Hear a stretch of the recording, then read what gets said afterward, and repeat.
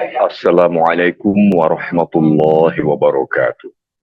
Waalaikumsalam warahmatullahi Bismillahirrahmanirrahim. wabarakatuh. Assalamualaikum. Bismillahirrahmanirrahim. Innal hamdalillah nahmaduhu wa nasta'inuhu wa nastaghfiruh wa na'udzu billahi min syururi anfusina wa min sayyiati a'malina. May yahdihillahu fala mudhillalah wa may yudlil fala hadiyalah. Wa asyhadu an la ilaha illallah wahdahu la syarikalah wa asyhadu anna Muhammadan abduhu wa rasuluh. Allahumma salli ala Sayyidina Muhammad wa ala ali Sayyidina Muhammad. Bismillahirrahmanirrahim. Ya ayyuhalladzina amanu taqullaha haqqa tuqatih wa la tamutunna illa wa antum muslimun. Sadaqallahul azim. Amma ba'du. Segala puji syukur hanya bagi Allah Subhanahu wa taala. Rahmat karunia, nikmat yang tiada pernah henti, yang tidak terukur, tidak terbatas, dan tidak pernah kita bayangkan besarnya, senantiasa kita rasakan, kita dapatkan, karena Allah Maha Pengasih, Maha Penyayang, dan hari ini pun rahmat karunia nikmat Allah itu luar biasa. Kita telah melaksanakan sholat subuh, kemudian kita bersama-sama berkumpul, ibu bapak, sahabat-sahabat majelis cinta untuk kembali mengaji bersama-sama. Namun terlebih dahulu marilah kita lantunkan salawat dan salam untuk junjungan kita, baginda Rasulullah Nabi besar Muhammad Sallallahu Alaihi Wasallam beserta keluarga beliau dan sahabat-sahabat beliau. Allahumma sholli ala Sayyidina Muhammad wa ala ali Sayyidina Muhammad. Ibu bapak sahabat-sahabat majelis cinta, sebagaimana kami sampaikan kemarin, pada hari ini kita akan kembali mengaji dengan tema yang sangat penting untuk kita, terutama bagi kita yang sudah mulai membina keluarga, apalagi tentu saja karena pada masa sekarang ini tantangan yang luar biasa dalam kehidupan modern katanya yang sangat maju, tetapi ternyata life becomes even more complicated. Hidup menjadi lebih banyak komplikasinya, namun Islam memberikan banyak tuntunan. Karena itu kita akan mengaji mengenai tema ini, membangun keluarga surga, karena memang itu tujuan keluarga surga. Nah, bagaimana lengkapnya kita akan temui langsung guru kita, yaitu Dr. Ahmad Subki LC MSc. Guru kita adalah Dr. Ahmad Subki LC MSc. Kita sapa saja langsung beliau. Assalamualaikum warahmatullahi wabarakatuh, Ustaz. Waalaikumsalam warahmatullahi wabarakatuh, Pak Atai. Alhamdulillah, Masya Allah, Masya Allah. Kita bertemu, Ustaz. Saya Iwan, Ya, Pak Ustaz. Bapak Iwan. Insya Allah. Siap. Ustadz, hari ini subhanallah kami sangat bersyukur pertama, kemudian tentu saja memberikan apresiasi sangat tinggi. Terima kasih kepada Ustadz yang sudah memberikan waktu kepada ibu bapak sahabat majelis cinta untuk bisa mendapatkan ilmu, pencerahan-pencerahan, dan bekal-bekal lain dari Ustadz. Karena itu, supaya lebih efektif, kami mohon kepada Ustadz untuk segera memulai kajian online kita ini, Ustadz. Kami persilahkan dengan segala hormat, Ustadz. Baik, Pak Iwan, terima kasih. Bismillahirrahmanirrahim. Assalamualaikum warahmatullahi wabarakatuh. Alhamdulillah. Alhamdulillahi nahmaduhu wa nasta'inuhu wa nastaghfiruhu wa na'udzu billahi min syururi anfusina wa min sayyiati a'malina may yahdihillahu fala mudilla lahu wa may yudlilhu falan tajid lahu waliyyan mursyida. Asyhadu an la ilaha illallah wa asyhadu anna Muhammadan abduhu wa rasuluh. Allahumma shalli wa sallim ala sayyidina Muhammadin wa ala ali sayyidina Muhammad. Wa qala Allah ta'ala fi kitabihil karim, a'udzu billahi as-sami'il 'alim minasy syaithanir rajim. Ya ayyuhalladzina amanu taqullaha wa qulu qawlan sadida yuslih lakum a'malakum wa yaghfir lakum dzunubakum wa may yuti'illaha wa rasulahu faqad faza fawzan 'azima. Amma ba'd. Baik Pak Iwan dan para jamaah sekalian, tema kita pada kesempatan ini adalah Bagaimana kita membangun keluarga surga. Emang agak berat temanya ini Pak Iwan ya, karena ini merupakan kunci dalam kehidupan seseorang untuk mencapai kebahagiaan dunia dan akhirat. Berawal daripada keluarga itu sendiri. Dan tidak banyak orang yang mampu menjalani keluarga dengan apa yang diharapkan sesuai dengan ajaran-ajaran Islam. Baik Pak Iwan dan para pemirsa sekalian, Allah Subhanahu wa taala telah memberikan tuntunan kepada kita semuanya tentang bagaimana kita membangun atau menciptakan keluarga surga, dengan artian keluarga yang diharapkan oleh Allah Subhanahu wa taala, yang kemudian nanti balasannya adalah surga. Tentunya yang pertama, sebelum kita membangun keluarga surga, tentunya kita harus menapaki dulu sebuah pernikahan. Tidak mungkin ada sebuah keluarga kalau tidak ada pernikahan. Jadi kita harus menikah dulu Pak Iwan ya. Kalau nggak menikah mana ada keluarga gitu kan. Maka dari itu Allah Subhanahu wa taala berfirman dalam surah Ar-Rum ayat 21, wa min ayati an khalaqalakum min anfusikum azwaja litaskunu ilaiha wa ja'ala bainakum mawaddatan wa rahmah inna fi dzalika laayatin liqaumin yatafakkarun. Penjelasan ayat ini adalah bahwa pernikahan itu adalah sebuah anugerah yang Allah berikan kepada umat manusia agar menciptakan sebuah ketenangan, sakinah, juga menciptakan sebuah kasih sayang atau mawaddah. Maka ini menjadi pondasi utama di dalam membangun keluarga.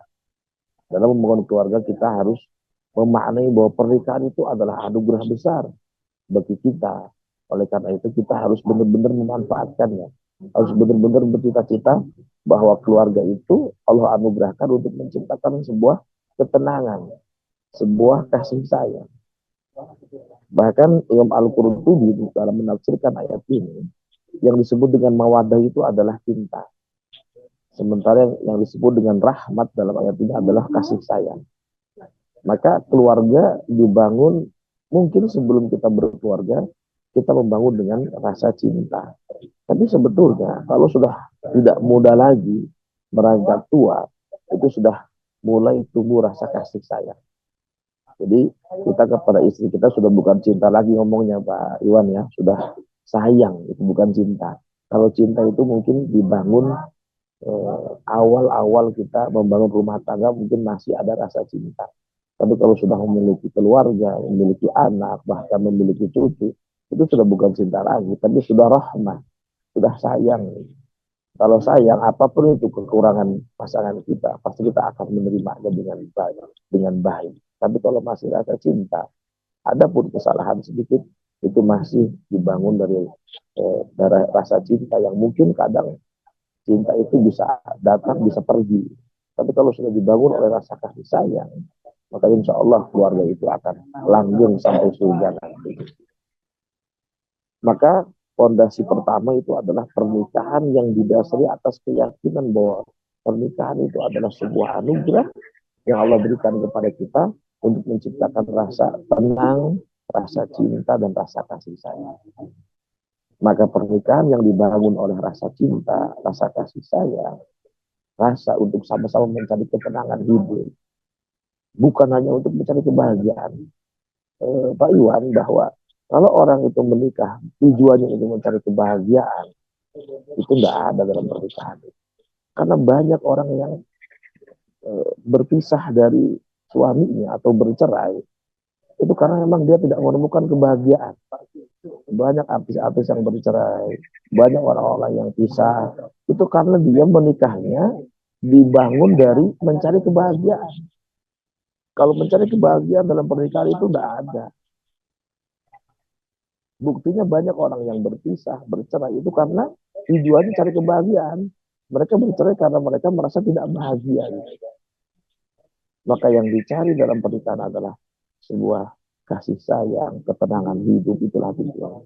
Jadi mungkin yang pertama yang harus kita bangun tadi itu Pak Iwan ya, kita harus meyakini betul bahwa pernikahan itu sebuah anugerah dari Allah untuk menciptakan sebuah rasa cinta, ketenangan, dan kasih sayang.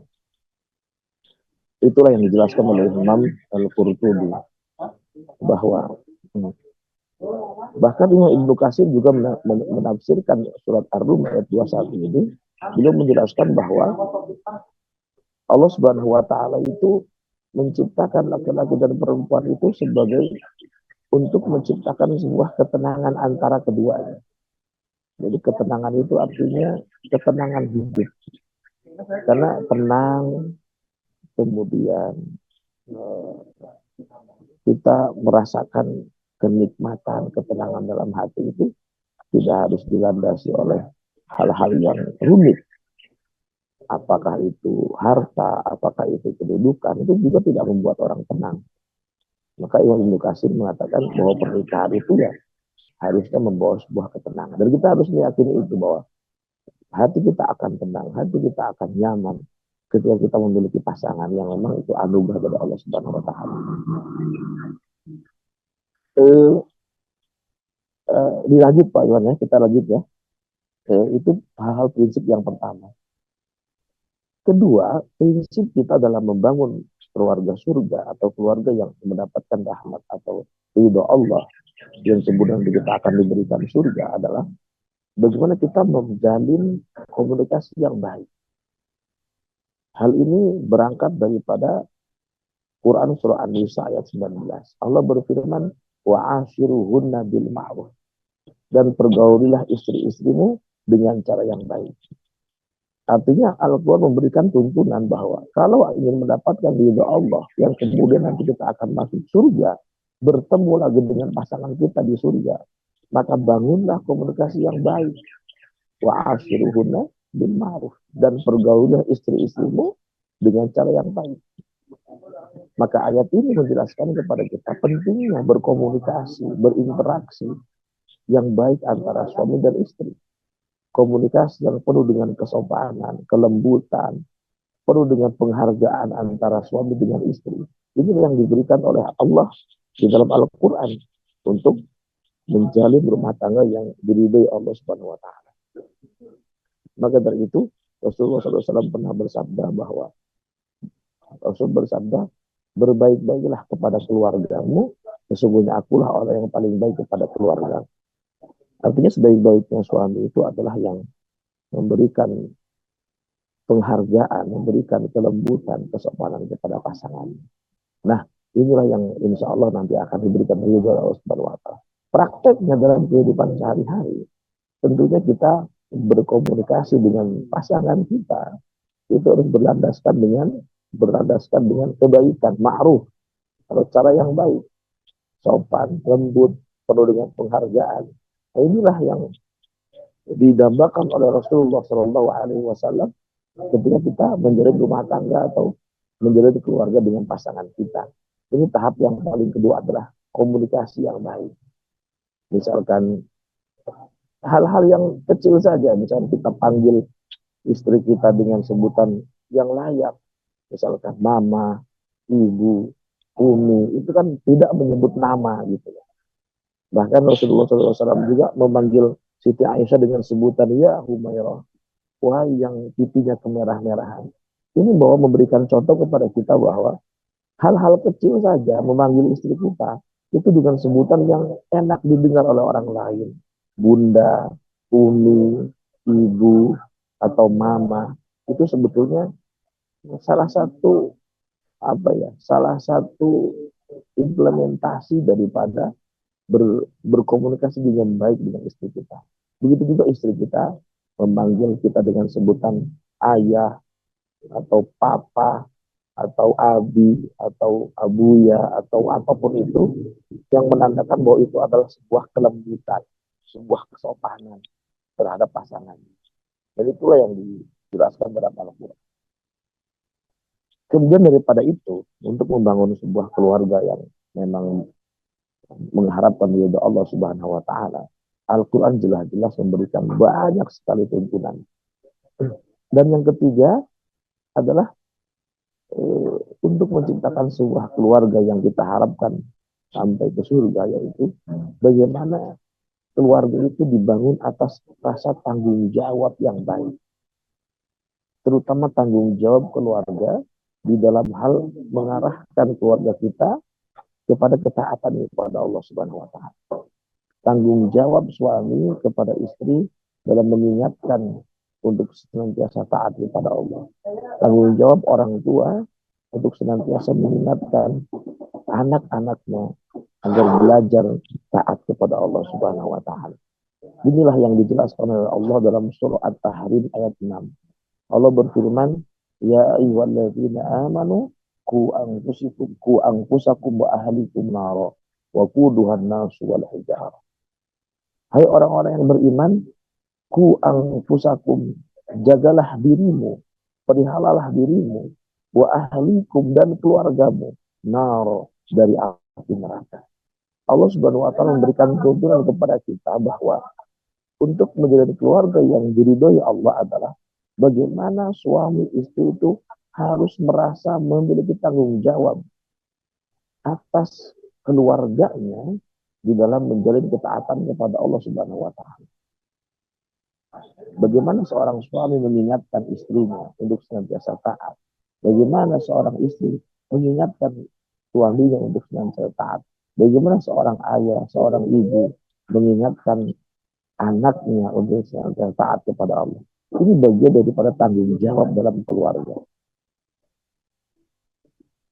Oleh karena itu, Bapak Ibu sekalian, tanggung jawab keluarga itu merupakan sebuah fondasi yang paling penting. Terutama tanggung jawab di dalam mengingatkan keluarga kita untuk senantiasa taat kepada Allah Subhanahu wa taala. Imam Ibnu Katsir menjelaskan tentang ayat ini bahwa ayat ini menjelaskan tentang keluarga suami itu mendapatkan sebuah kewajiban untuk senantiasa memerintahkan kepada ketaatan kepada Allah dan mencegah daripada kemaksiatan. Bahkan dalam tafsir Al-Maraghi, Imam Al-Maraghi menjelaskan bahwa ayat ini menjelaskan tentang bagaimana pentingnya pendidikan agama bagi keluarga. Dalam tafsir Al-Maraghi, Imam Al-Maraghi menjelaskan ku anfusakum wa ahlikum nar di sini adalah pentingnya seorang ayah di dalam mendidik keluarganya dengan pendidikan agama. Ini langsung ini.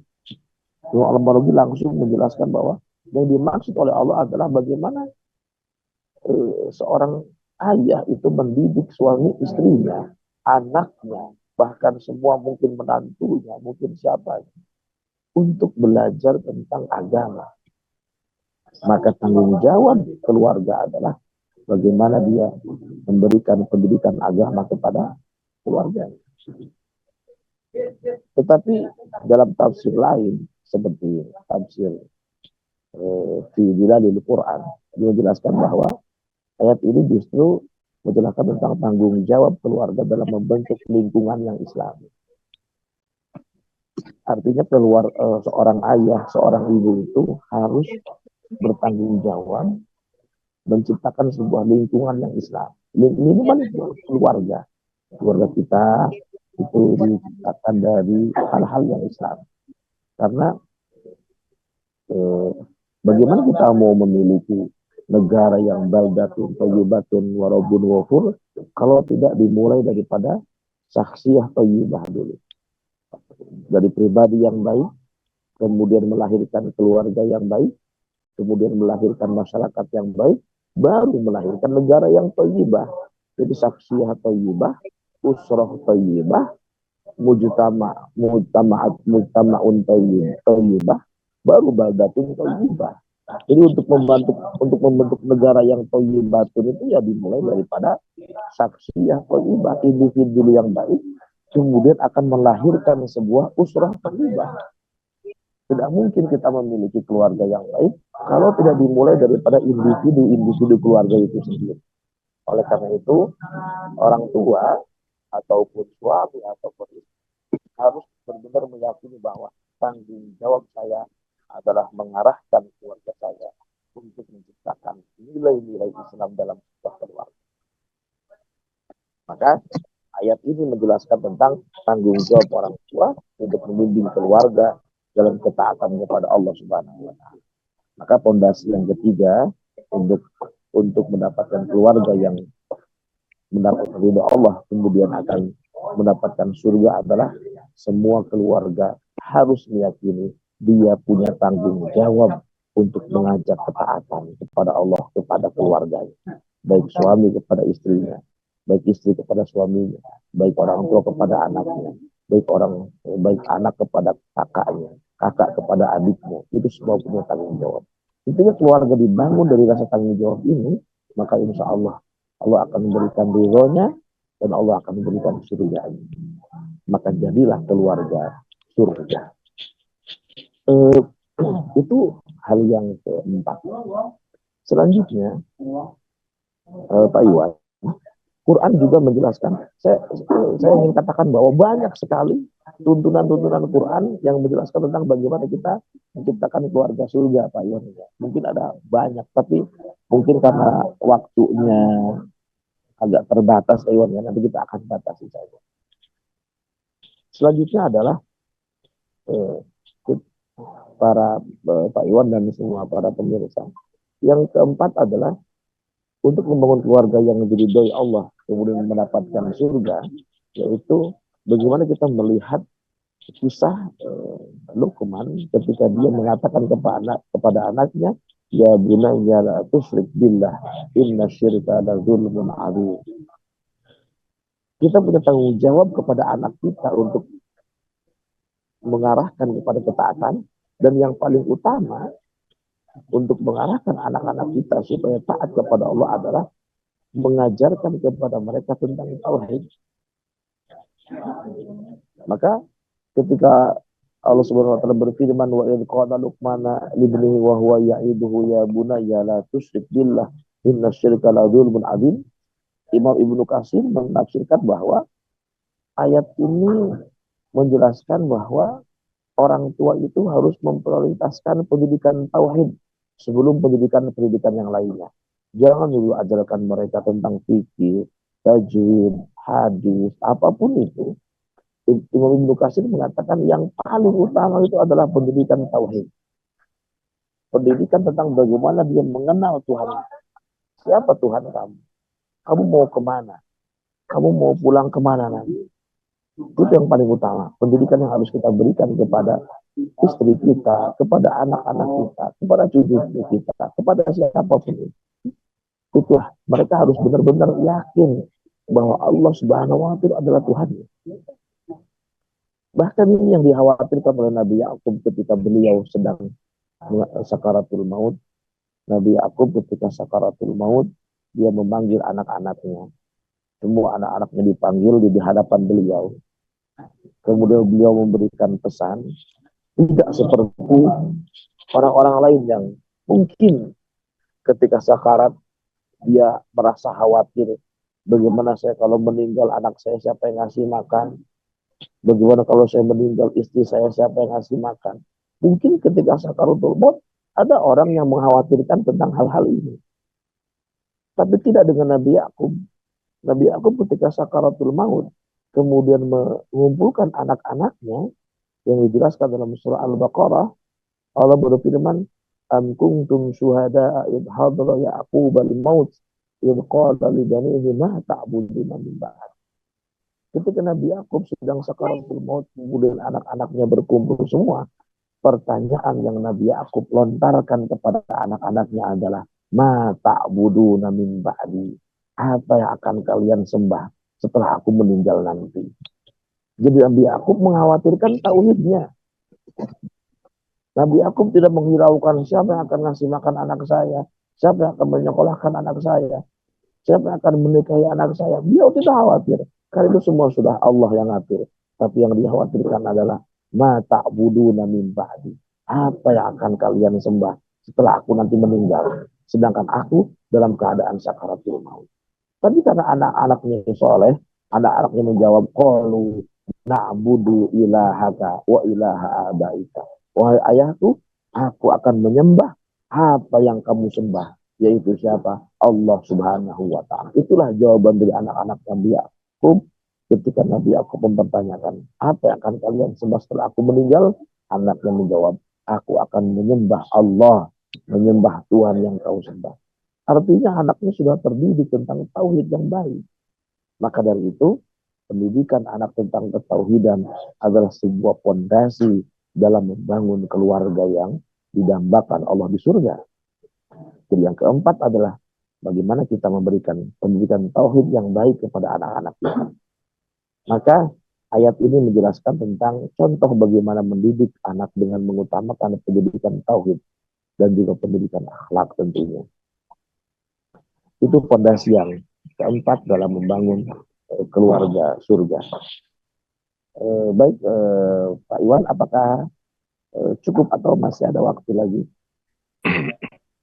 Ustadz, insya Allah kita masih ada waktu sedikit sebelum izin, mungkin setelah itu kita ada sedikit tanya jawab dari baik. Ibu Bapak sahabat jamaah. Mohon kalau Ustadz berkenan silahkan, kalau masih ada sedikit materinya lagi. Kalau tidak Baik. nanti Ustadz beritahu saja kalau kita sudah bisa tanya jawab. Punten Ustadz, silakan Ustadz. Baik. Siap. Baik. Selanjutnya adalah banyak sekali prinsip-prinsip membina keluarga surga yang dijelaskan oleh Allah Subhanahu wa taala dalam Al-Qur'an. Tapi saya ingin ambil beberapa hal yang menarik. Pertama, selanjutnya yang nomor 5 adalah ini menarik. Bagaimana kita membangun keluarga yang diridhoi Allah? Ternyata Al-Qur'an itu memberikan banyak perspektif tentang bagaimana menciptakan keluarga yang didambakan Allah di surga. Baik dari aspek spiritual, aspek sosial, aspek ekonomi, aspek pendidikan. Kita bahas aspek ekonomi. Ternyata salah satu pilar kita dalam menciptakan keluarga yang didambakan oleh surga adalah bagaimana kita membangun perekonomian keluarga yang kuat. Nah, ini menarik, Pak Iwan. Ternyata itu merupakan tuntunan Quran. Jadi kalau ada orang yang katakanlah membangun keluarga dengan ekonomi yang kuat, membangun ekonomi keluarga yang baik, itu sebetulnya adalah anjuran Quran. Bukan hanya sekedar duniawi saja, tapi itu anjuran Quran. Allah SWT berfirman dalam surah Al-Baqarah ayat 233. A'udzubillahi minasyaitonirrajim. Wa 'alal mauludi lahu rizquhunna wa kiswatuhunna bil ma'ruf. Dan kewajiban seorang ayah atau suami adalah memberi makan dan pakaian kepada para ibu dengan cara yang ma'ruf. Imam At-Tabari menjelaskan bahwa artinya kewajiban seorang ayah memberikan pakaian, makan kepada istrinya, itu artinya adalah menafkahi sesuai dengan kemampuannya. Bil ma'ruf di sini dengan yang ma'ruf, dengan yang baik, bukan berarti pakaian yang bagus, pakaian yang tidak, tapi pakaian atau makanan yang sesuai dengan kemampuan suami. Kemudian Imam Al-Maraghi dalam tafsirnya juga menjelaskan bil ma'ruf di sini adalah sesuai dengan kebiasaan yang baik, sesuai dengan kebiasaan orang lah gitu. Jangan sampai diberikan makanan atau pakaian yang di luar kebiasaan orang. Orang lain biasanya kerudungnya begitu ya biasa saja, tapi ini diberikan kerudung dari karung gori, kan nggak umum juga itu Pak Iwan, nggak boleh. Bil ma'ruf. Jadi kewajiban seorang ayah memberikan makan dan pakaian kepada istri-istrinya dengan cara yang ma'ruf. Ma'ruf di sini adalah dengan kemampuan, dengan kebiasaan. Bahkan Ibnu Katsir mengatakan ayat ini menjelaskan tentang bagaimana kewajiban suami memberikan nafkah atau makanan dan pakaian. Maka penjelasan di ayat ini adalah ayat ini menekankan tentang tanggung jawab suami mencukupi kebutuhan keluarga dengan cara yang baik. Nah, oleh karena itu, kalau ada keluarga yang semangat dalam membangun ekonomi keluarga, semangat di dalam memberikan pelayanan yang baik kepada anaknya, istrinya, itu ternyata tuntunan Quran. Tuntunan Quran. Kalau tidak, berarti kita tidak akan mendapatkan ridho Allah. Keluarga yang akan mendapatkan ridho Allah adalah keluarga yang benar-benar memberikan pelayanan yang baik kepada keluarga, memberikan makanan yang baik, pakaian yang baik, rumah yang baik, kendaraan yang baik. Itu tuntunan Quran, bukan sekedar hal-hal duniawi. Ternyata memang itulah yang dijelaskan oleh Al-Quran ini kepada kita. Baik Pak Iwan, mungkin hanya Ya, saya jelaskan hanya 6 saja ya. Ini masih banyak, siap. tapi saya kira itu cukup. Baik, silakan Pak Iwan diteruskan. Masya Allah. Jazakallah, terima kasih banyak Ustadz Dr. Ahmad Subki, luar biasa sekali. Uh, Tuntunan Islam itu ternyata begitu lengkap untuk kita bagaimana sebagai keluarga bisa mulai meniti atau mulai membangun jalan menuju surga, karena juga ternyata surga menunggu kita asalkan tadi um, memperhatikan fondasi-fondasi yang tadi Ustadz Subki sampaikan. Ada 6 fondasi diantaranya ternyata luar biasa sekali. Selain fondasi terkait tentang membangun ekonomi keluarga, sebelumnya bagaimana pendidikan, ada faktor atau fondasi mengenai komunikasi. Tapi buat saya pribadi menarik bagaimana diantara yang semua banyak bagus-bagus menarik itu adalah bagi ternyata dalam konsep Islam jangan mencari bahagia dulu dalam keluarga, tapi bagaimana justru menimbulkan memulai dengan cinta dan kasih sayang. Jangan menargetkan bahagia karena bahagia itu mungkin konsep yang bukan Islam barangkali. Tapi saya nanti bertanya pada Ustadz apabila kalau nanti jamaah sudah bertanya lebih dahulu boleh Ustadz ya. Iya, Ini ya, ada silakan, silakan. pertanyaan dari jamaah dari Ibu Arin. Assalamualaikum warahmatullahi wabarakatuh. Mau bertanya, Ustadz. Pertama, amalan perbuatan anak apakah terus-menerus akan mengalir ke orang tua, baik itu amal baik atau juga amal-amal buruknya, sampai si anak ini dewasa, bahkan sudah berkeluarga. Itu ada pertanyaan pertama, Ustadz. Ada pertanyaan kedua, apakah saya lanjutkan? Saya baca pertanyaan keduanya, Pak Ustadz. Ya, silakan, silakan. Ya, Silakan Pak yang Iwan. kedua, ya, yang kedua, nah, bagi anak, apakah jika beramal baik harus diniatkan untuk orang tua, atau dengan tanpa meniatkan untuk orang tua, maka orang tua akan mendapat amal baik dari anak tersebut? Mohon berkenan Pak Ustadz untuk memberikan penjelasan. Baik. Yang pertama adalah bagaimana kalau anak kita melakukan kejelekan, kemudian apakah orang tuanya itu mendapatkan kejelekan juga, atau maksudnya bagian daripada dosanya mungkin begitu ya. Iya, betul. Baik Pak Iwan, dalam hal ini perbuatan anak yang kita tahu bahwa anak itu belum ditaklif oleh hukum syara, atau ketika dia melaksanakan kemaksiatan, contoh dengan meninggalkan sholat katakanlah, kalau belum masuk kepada usia baligh, gitu kan, maka anak tersebut atau mau dia sholat atau tidak itu tidak menjadikan pengaruh kepada keluarga. Yang menjadi pertimbangannya adalah ketika anak tersebut tidak diarahkan semenjak baligh oleh orang tua untuk katakanlah melaksanakan kewajiban sebagai seorang mukallaf, orang tua lalai, orang tua tidak peduli ketika dia sudah beranjak baligh, sudah menjadi seorang mukallaf, maka itu adalah tanggung jawab orang tua. Saya kira orang tua juga mendapatkan kesalahan dari cara dia mendidiknya. Kenapa? Karena dalam Rasulullah SAW mengatakan bahwa ketika anak itu sudah berumur 10 tahun, maka orang tua itu boleh memukulnya ketika anak itu tidak mau melaksanakan sholat. Artinya, Rasul menekankan bahwa begitu beratnya tanggung jawab orang tua ketika anaknya sudah masuk akil baligh, sudah menjadi mukallaf, sudah tertaklif oleh hukum syara. Maka berhati-hatilah kepada orang tua yang senantiasa lalai terhadap pendidikan anaknya, sholatnya, katakanlah puasanya. Ketika dia sudah masuk akil baligh, maka di sana saya kira kita akan mendapatkan dosa karena kita tidak memberikan pendidikan agama, mengarahkan anak kita kepada ketaatan. Nah, oleh karena itu banyak orang tua yang tidak sanggup dalam hal ini, sehingga dia masukkan ke pesantren-pesantren, gitu kan? Karena orang tua nggak bisa harus membangunkan anaknya setiap subuh, mengingatkan anaknya untuk sholat setiap waktu. Aduh, saya nggak sanggup Pak, saya di kantor terus. Kalau Bapak Ibu tidak mau, katakanlah mendapatkan kejelekan, mendapatkan dosa dari kelalaian Bapak Ibu sekalian, ya silahkan titipkan ke pesantren-pesantren, ke Islamic boarding school, atau kemana siapa pada ustadz-ustadz yang mungkin bisa membimbing anak kita dalam menjalankan kewajiban sebagai seorang mukallaf. Maka jawaban saya adalah kalau memang itu diciptakan dari kelalaian orang tua tentang mengingatkan kewajiban anaknya untuk melaksanakan ketaatan, saya kira dia akan mendapatkan dosa.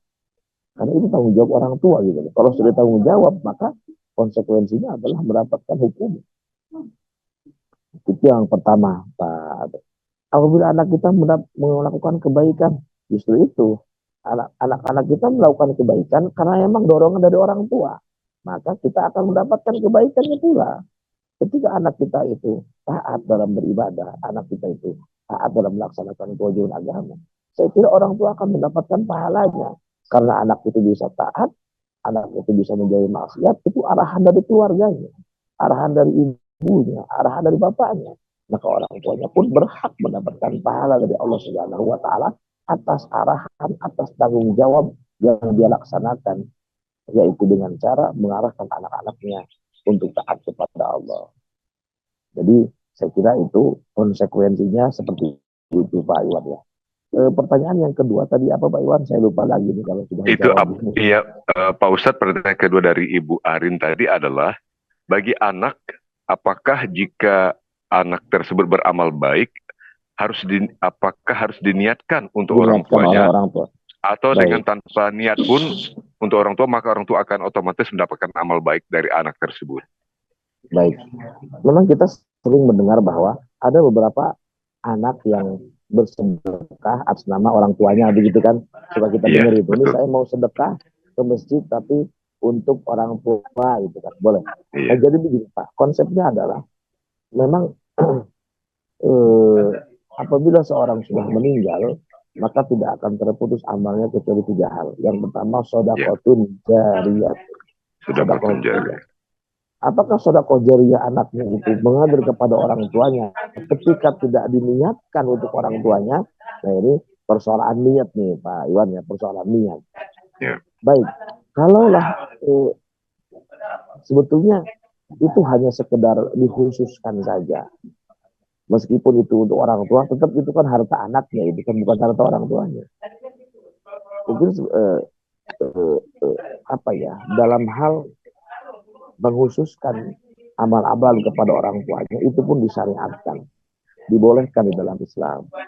Seperti halnya ada seorang sahabat yang bertanya kepada Rasul tentang bahwa orang tuanya itu mau berhaji, kemudian beliau keburu meninggal, kemudian Rasul mengatakan silahkan badalkan saja.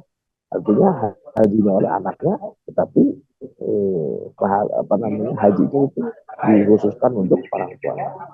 Saya kira tidak ada problem mau kita yang bersedekah atas nama kita, mau bersedekah atas nama orang tua kita, dikhususkan itu boleh.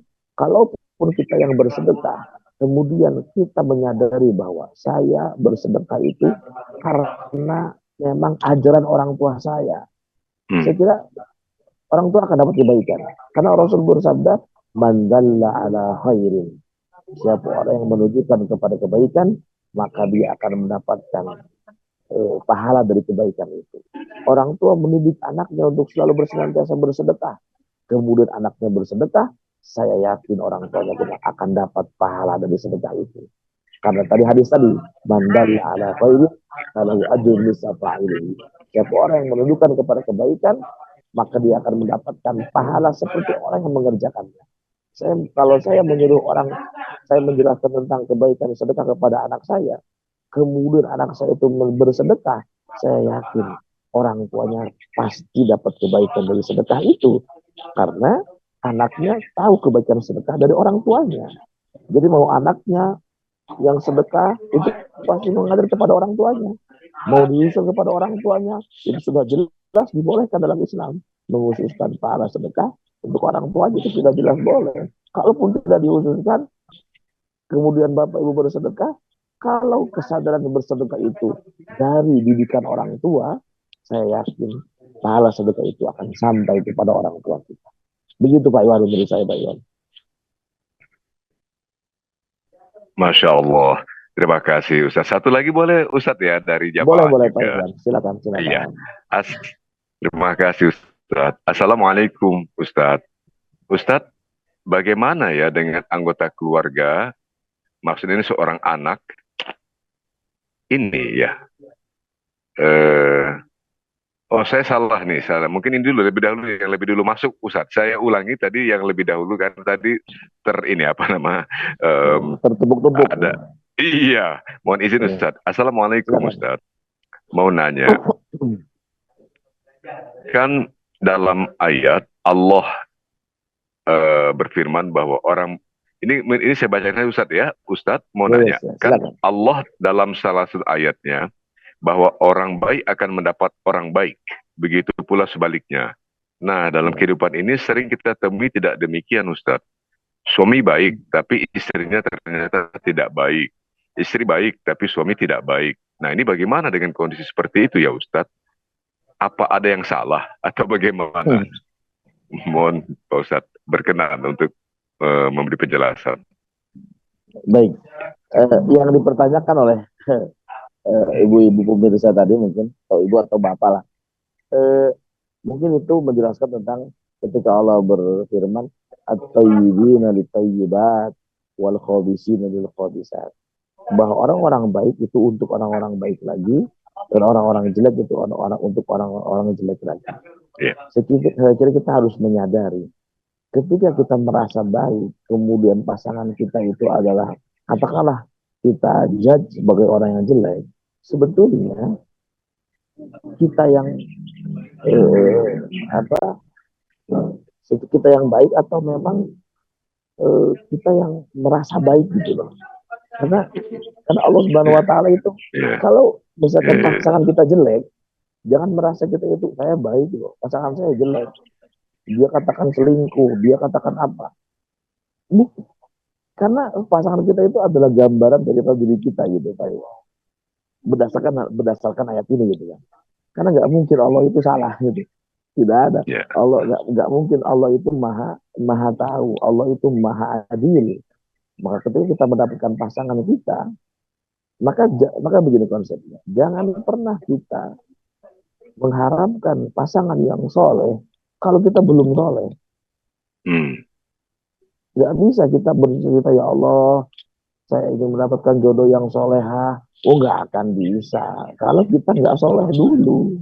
Begitu juga perempuan, ya Allah, jodohkan saya kepada laki-laki yang soleh.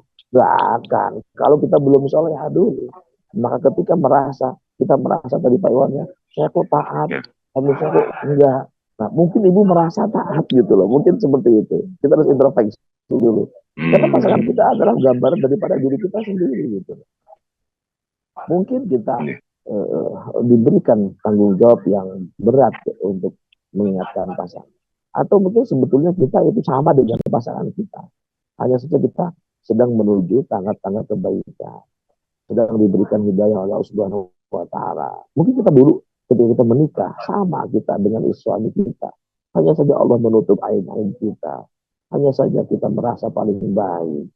Maka ketika kita sudah mendapatkan hidayah, ya kan, mendapatkan kecerahan ilmu, maka tanggung jawab kita memperbaiki suami atau istri kita. Mungkin dulu di awal kita sama-sama jelek, mungkin dulu di awal kita sama-sama baik, kemudian dalam hal berubah atas dasar hidayah Allah, kita menuju ketaatan, kita baik. Mungkin suami kita ya harus kita ingatkan, ayo kita sama-sama baik gitu. Jangan baik sendiri, kita lepaskan suami begitu saja, kita lepaskan istri yang saja, kita taat sendiri, oh enggak bisa. Maka kita benar-benar harus merasa bahwa ini memang benar, Allah tidak akan salah, Allah pasti adil, Allah pasti tahu siapa jodoh kita, itu jodoh kita. Tapi kok menurut perspektif kita, kok kayaknya kita yang baik, suami kita tidak. Nah, kita yang merasa baik atau kita yang tidak peduli sama suami, gitu loh. Ini jadi pertanyaannya. Kalau kita merasa baik, Nggak mungkin karena suami kita seperti itu. Itulah kita.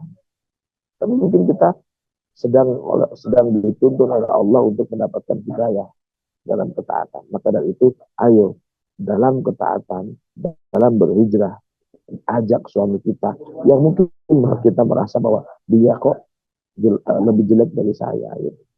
Atau mungkin mohon maaf Pak Iwan, ada keluarga yang mungkin yang satu nakal, tapi ini istrinya baik, atau istrinya nakal, suaminya baik.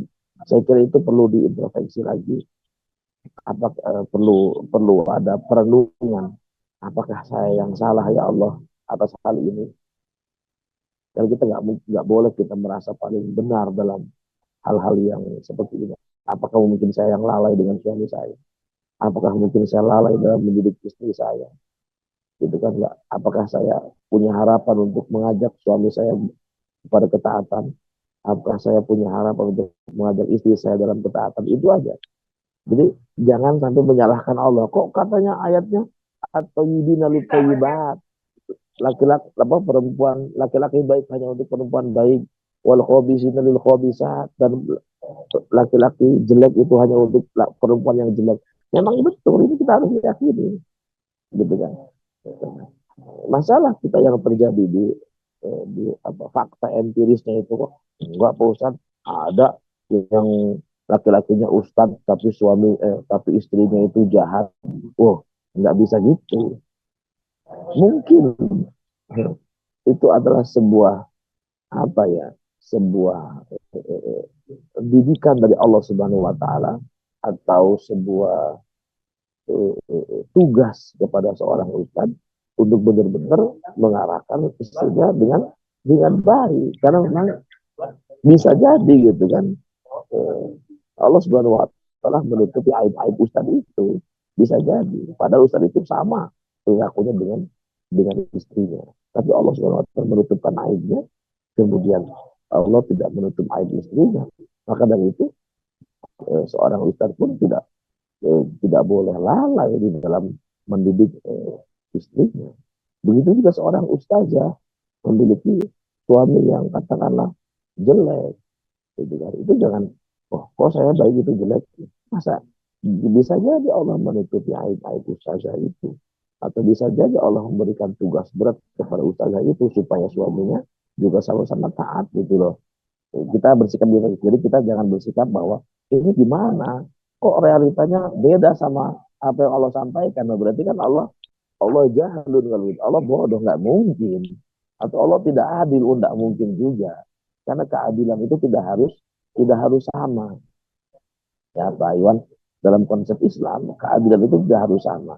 Mungkin kita katakan kalau 500 dibagi 250 itu baru adil. Tidak juga. Keadilan itu tidak harus sama. Contoh begini Pak Iwan, terakhir ya. Misalkan saya punya istri dua nih, contoh tapi ini ya. Contoh ini, saya punya istri dua nih. Yang Contoh, satu misal aja, misal nih misal, Ustaz ya ya. misal, meskipun ini Maaf, baru maaf, satu maaf. ini Pak Iwan. Contoh misalkan saya punya istri dua. Istri yang pertama saya itu PNS. Istri yang kedua adalah ibu rumah tangga.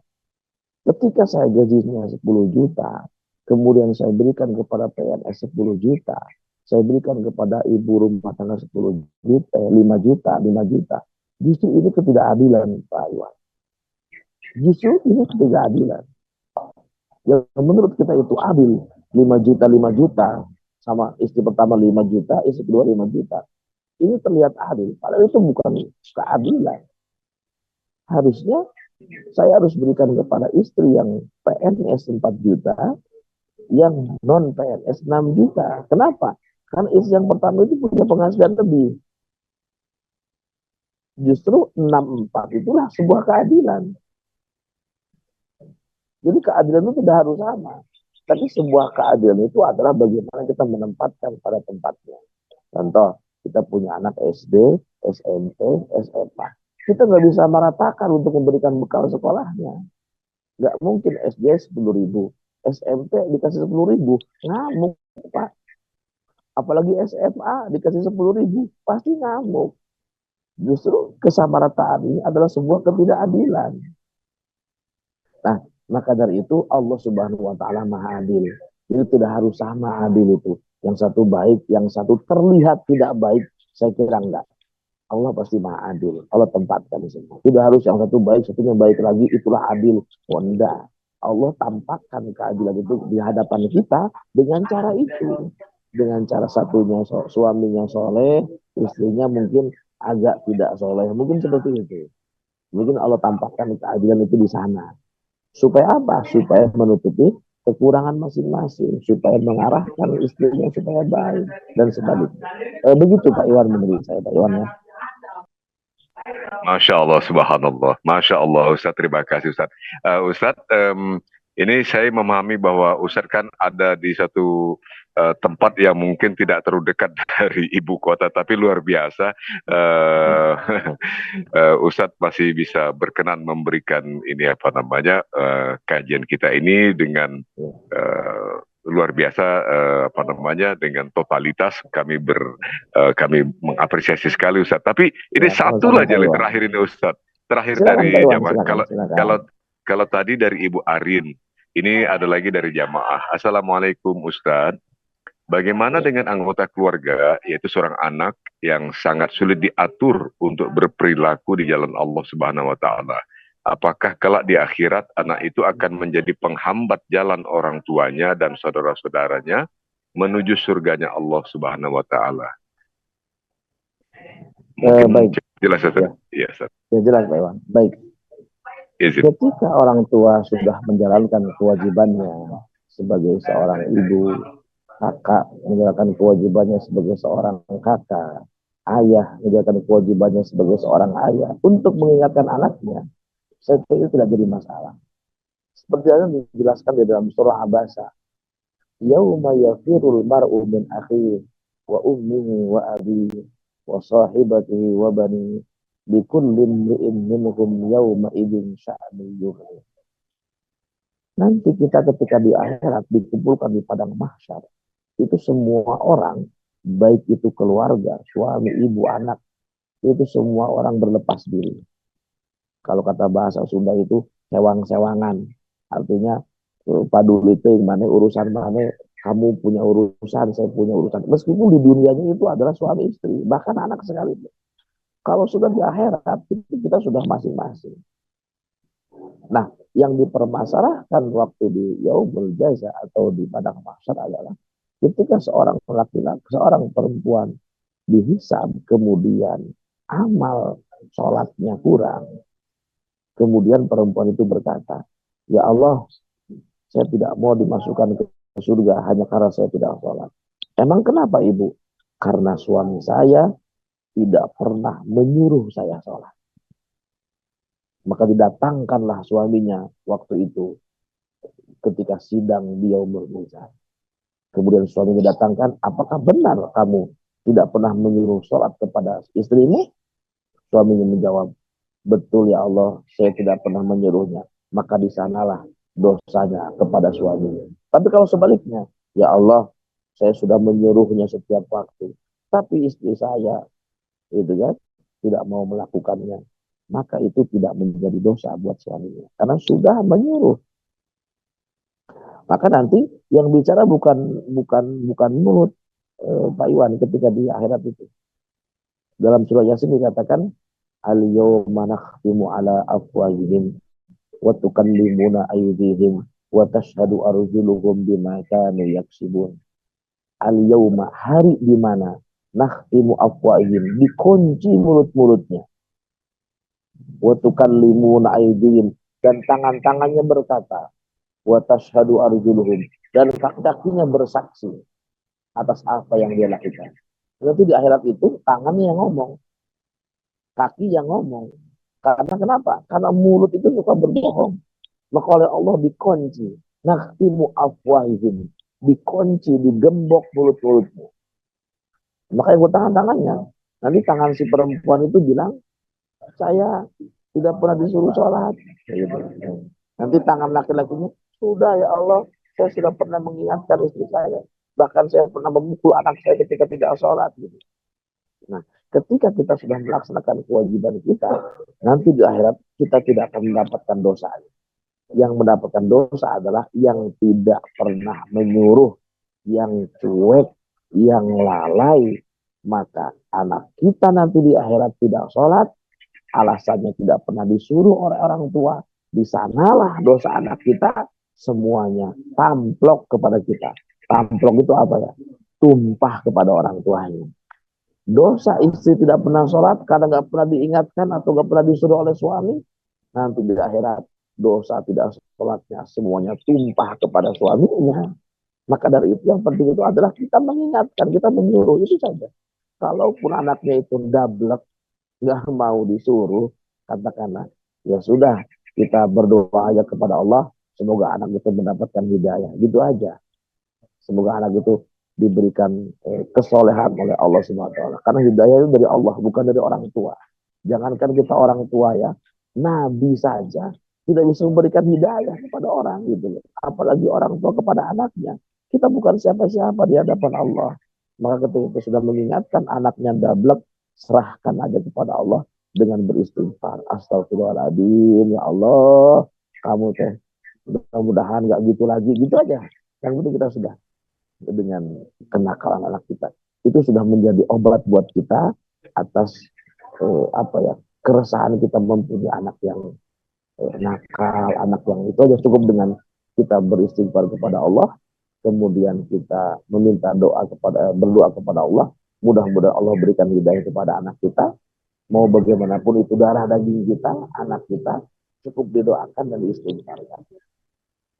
Dan kita tidak akan mendapatkan dosanya kalau kita memang sudah mengingatkan, menyuruh dan sebagainya. Begitu Pak Iwan mungkin. Masya Allah, terima kasih Ustadz, terima kasih sekali lagi.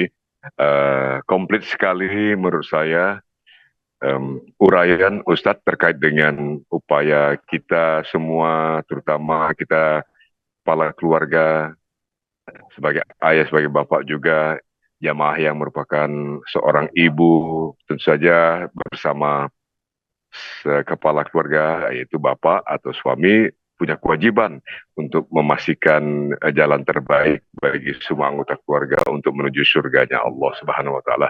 Dan sudah disampaikan oleh Ustadz tadi tuntunan-tuntunan, Masya Allah Ustadz. Saya menyimpan pertanyaan buat Ustadz nanti pada lain kesempatan aja barangkali. Ya, Rasa seperti Pak Iwan. sudah terjawab Ya. sebagian, sudah terjawab konsep yang luar biasa dari Islam. Masya Allah, Masya Allah. Jadi konsep Islam itu begitu indah, komprehensif, bahkan tuntunan bagi keluarga untuk mencapai atau membangun jalan menuju surga, Masya Allah. Ustadz, supaya lebih komplit lagi, mohon kesediaan Ustadz untuk menutup kajian kita ini dengan doa. Ustadz, mohon berkenan Ustadz. Ya. Bismillahirrahmanirrahim. Allahumma salli wa sallim wa barik ala sayyidina Muhammadin, amin ya Allah ya rabbal alamin. Alhamdulillahirabbil alamin, hamdan wa na'amahu wa yukafi'u mazidah. Ya Rabbana lakal hamdu wa lakal syukru kama yanbaghi li jalali wajhikal karim wa 'azimi sultanik. Allahumma ij'al jam'ana hadha jam'an marhuma wa tafarruqana min ba'dihi tafarruqan ma'suma. Allahumma inna nas'aluka imanan kamilan wa yaqinan sadiqan wa qalban khashi'an wa ilman nafi'a wa amalan mutaqabbala wa nas'aluka rizqan wasi'an halalan tayyiban mubaraka wa nas'aluka waladan salihah nas'aluka waladan salihah nas'aluka waladan salihah wa nas'aluka zurriyatan tayyibah wa nas'aluka shifaan min kulli da'in wa sahamin. Allahumma ahsin aqibatana fil umur kulliha wa ajirna min hizzi dunya wa adzabil akhirah.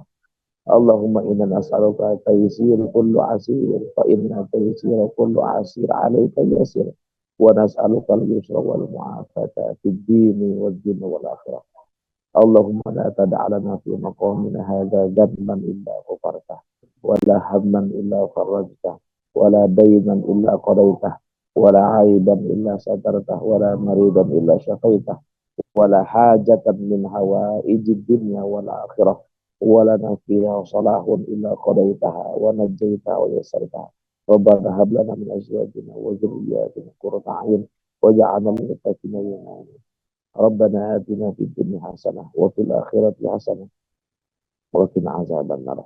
هذا دعاؤنا كما أمرتنا فاستجب لنا دعاءنا كما وعدتنا إنك لا تخلف الميعاد. Wa sallallahu ala sayyidina Muhammadin nabiyil ummi wa ala alihi wa sahbihi wa barik wasallam. Bi fadlika subhana rabbika rabbil izzati amma yasifun. Wa salamun ala mursalin walhamdulillahi rabbil alamin. Al-Fatihah. Alhamdulillah.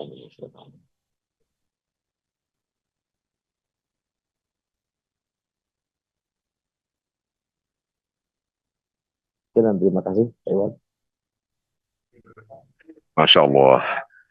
Terima kasih guru kita Dr. Ahmad Subki LC MSy. Subhanallah, kajian yang luar biasa, penting, dan kita dapatkan ilmu yang insya Allah bermanfaat bagi kita semua, ibu, bapak, sahabat-sahabat Majelis Cinta, dari guru kita tadi. Karena itu kita sampai sekali lagi penghargaan kita. Terima kasih kita yang sebesar-besarnya kepada Ustadz Dr. Ahmad Subki LC MSy. Semoga Ustadz insya Allah mendapatkan senantiasa curahan rahmat karunia nikmat yang sangat besar dari Allah Subhanahu Wa Taala. Insya Allah bertemu lagi Ustadz ya pada kesempatan yang akan datang. Mohon tetap berkenan Ustadz. Insya Allah bertemu lagi Ustadz.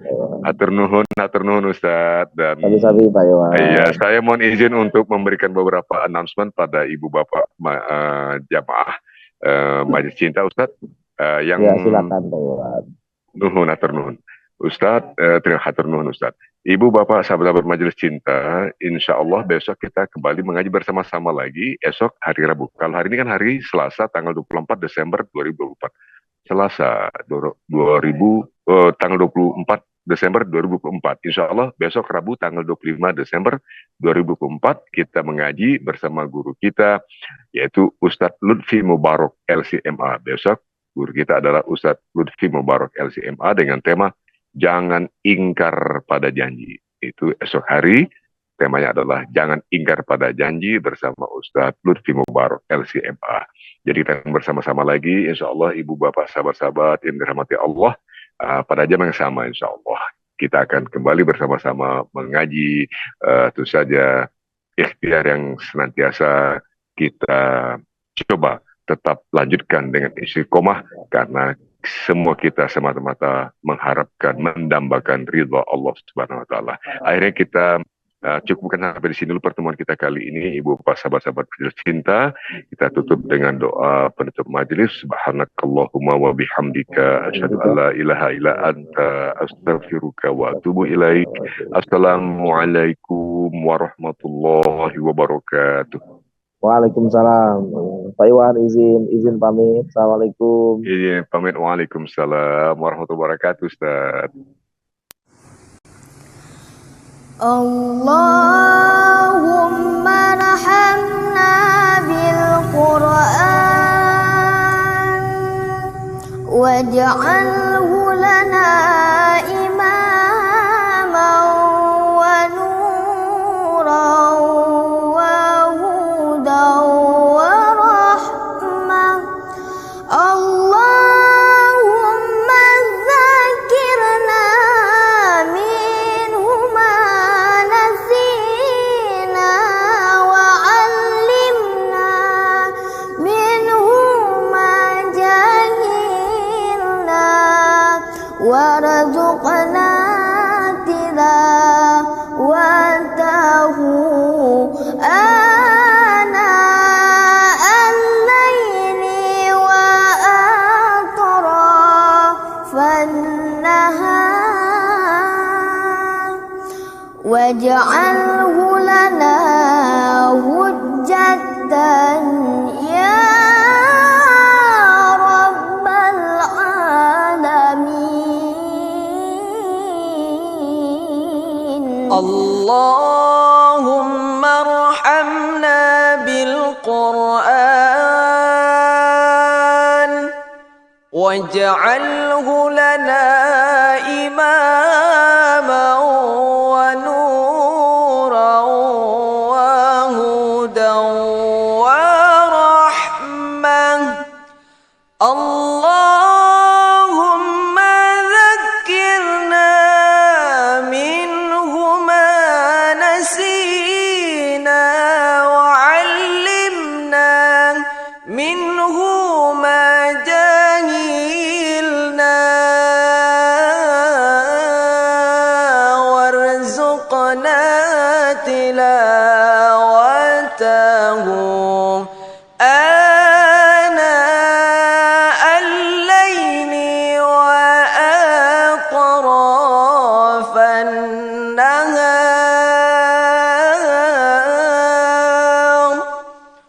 واجعله لنا حجة يا